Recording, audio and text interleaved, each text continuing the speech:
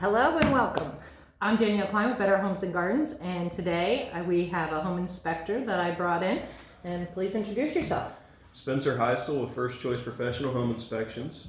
Thank you. Thank you for coming on today. No problem at all. So in Indiana, in our contract, there's a few different options that you can choose when you are writing an offer on your home.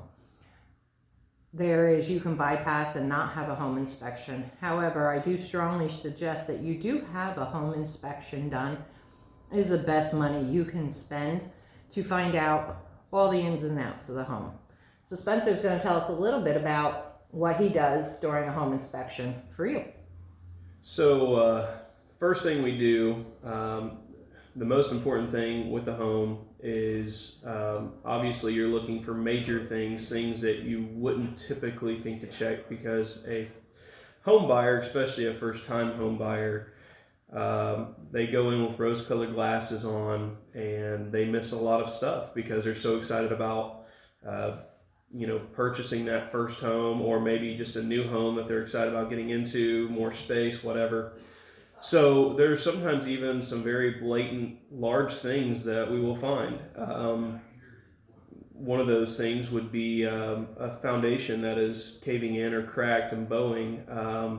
It could also be a large ticket item such as a roof that they didn't realize was that old or improperly done. So when I come into a home inspection, the first thing I'm going to do is the exterior. I'm going to start with the roof. I will do all the exterior checking for anything. I'll be checking the fascia, the soffit, the flashing, the siding, the trim work. I'm looking for wood rot. I'm looking for areas that water could be getting into the home. I'm looking for really anything that might pose a threat, especially because the largest things with a home that you have to worry about, your biggest threats to a home are going to be your wind and your water, that atmosphere, all the threats that the world throws at the home. So basically, water is a huge problem when if it gets into a home. It will destroy it without you realizing it before it's too late. Can I interject here for a Sure. second? Because we were talking the other day, which came about to us making this recording, was myself. When I was purchasing my last home, I was so excited. It felt right. It had all the space that we needed. But when it came down to it, I never looked up at the rafters in the two-story barn to see that there was burn damage. I just was so excited to see that there was a two-car attached garage that I didn't notice that the foundation was bowing. So after having my home inspection, we were able to get some specialists out to then come up with the cost and then be able to go back and negotiate with the sellers, because my excitement level was just so high on that house that I, even as a realtor, I didn't see it. Absolutely. Yeah, it happens a lot. The hardest part about my job is whenever I find those things and people you go to give them a laundry list of things, and they're looking at you like, how did I not see that? And then they immediately start questioning, well, is this the right home? And I always tell people, there's nothing that can't be fixed. Your realtors are your number one support group when it comes to that. They're great at negotiations. They're great at working your side for you and helping possibly get that repaired before the process is pushed on through, or maybe getting something pulled off the price. So they're great at working with that stuff.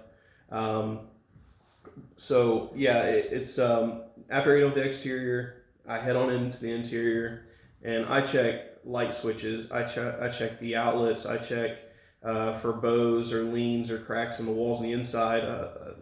It's common to see some typical cracking on drywall and plaster due to the home settling in age. But if you're seeing cracks that are over a quarter of an inch, that's a huge sign that something's majorly wrong. So as I go through the home, I'm checking for leaks. So I'm running all the water sources, I'm flushing toilets, I'm running sinks, I'm running the dishwasher to see if it leaks.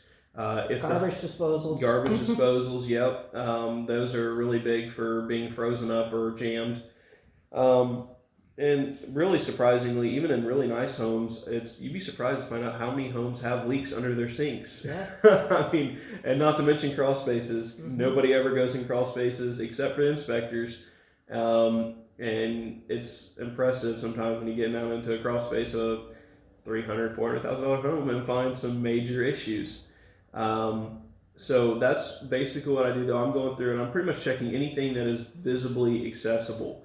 Obviously, if I can't see it, I can't report upon it. Every once in a while, you'll hear of something that is a hidden defect, that there was no way to detect it.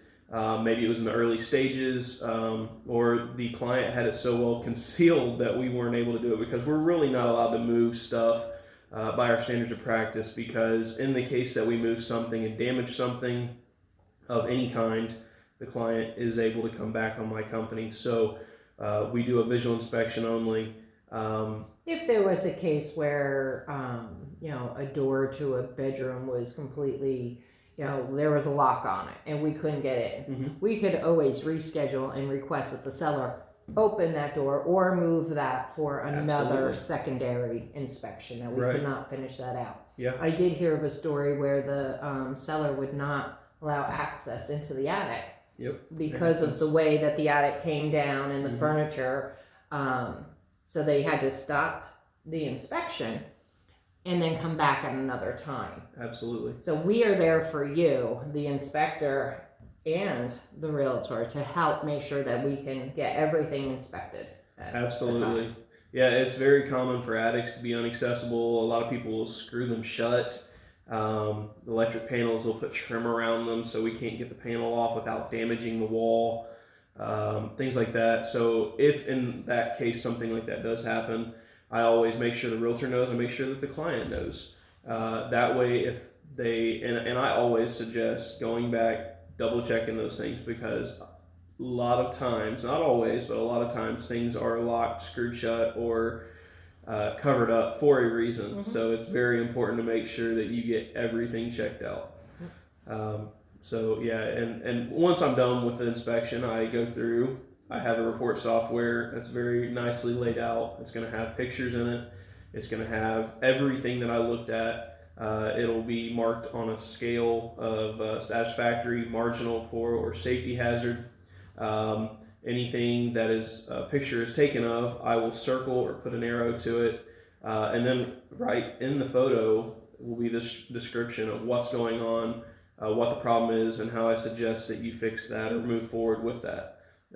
Again, those are recommendations, so that leaves you the option to make the decision on whether you do or do not want those things fixed or addressed. And that's something, again, that's where it goes back to the realtor to help you and assist you in making that decision, making sure you make a wise decision on that. And one of the next parts in the Indiana contract is that if there are things that are found during the home inspection, you as the buyer have to give the seller the right to make those repairs.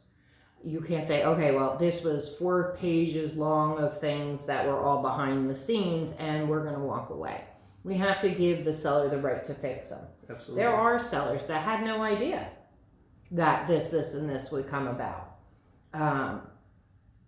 I always tease my sister and I can go to her house and see like a dust bunny hanging, or she'll come to my house, but we're there every day. Right. We kind of become oblivious to things. Sure. And sometimes it just is. They are oblivious to what was going on. It wasn't that they intended to hide something Yep. or be dishonest. So we do let the seller, we do have to let the seller make repairs. And I've had it where the seller has made all repairs that were requested, including roofs and things like that. And then that's another point of negotiation on that.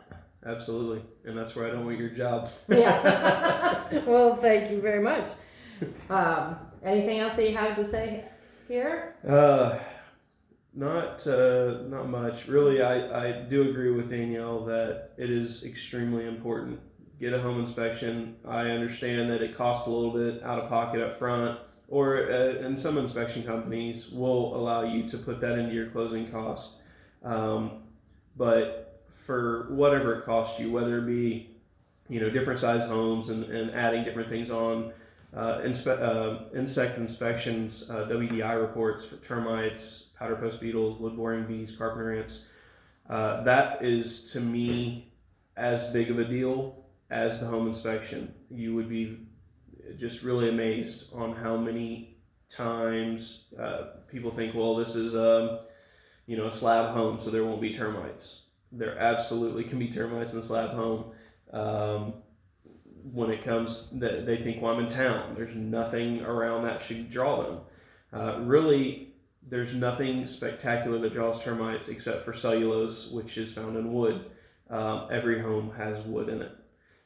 So they're drawn really anywhere. Now, there are things that sure can raise maybe your area to look a little bit more attractive to them, such as a home that's found in the country. But I have found many times where termites were found inside of city limits. So I highly suggest that you do get a termite inspection with your home inspection. And there is, if you are FHA, USDA, and VA, they do require that inspection. So you're going to have that anyway. Absolutely. But I do suggest, even if you are a conventional or a cash buyer, that you do have that as well. Absolutely. It is not required by your lender, but it does make sense to have that done.